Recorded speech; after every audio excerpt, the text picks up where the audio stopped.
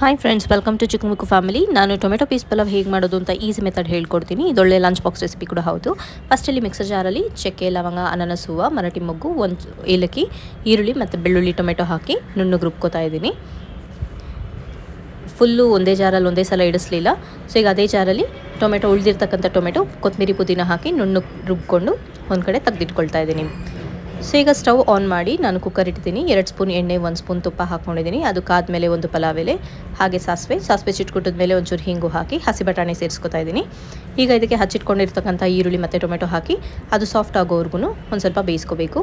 ಅದಕ್ಕೆ 1 ಸ್ಪೂನ್ ಖಾರ, 1/4 ಸ್ಪೂನ್ ಅರಿಶಿನ, ರುಚಿಗೆ ತಕ್ಕಷ್ಟು ಉಪ್ಪು ಹಾಕಿ ಟೊಮೆಟೊ ಪೂರ್ತಿಯಾಗಿ ಬೇಯಬೇಕು. ಪೂರ್ತಿಯಾಗಿ ಬೆಂದ ನಂತರ ಇದಕ್ಕೆ ರುಬ್ಬಿಟ್ಕೊಂಡಿದ್ವಲ್ಲ ನಾವು ಮಿಕ್ಸ್ಚರ್, ಅದನ್ನು ಸೇರಿಸ್ಕೊತಾ ಇದ್ದೀನಿ. ಹಾಗೆ ನೆನೆಸಿಟ್ಕೊಂಡಿರ್ತಕ್ಕಂಥ ಅಕ್ಕಿ ಮತ್ತು ನೀರನ್ನು ಕೂಡ ಈ ಸ್ಟೇಜಲ್ಲಿ ಸೇರಿಸ್ಕೊಂಡು ಕುಕ್ಕರ್ ಲಿಡ್ ಮುಚ್ಚಿ 2 ವಿಸಿಲ್ ಆಗೋವರೆಗೂ ಕಾದರೆ ರುಚಿಯಾದ tomato peas pulao ready to serve. For detail video please to check in to our channel.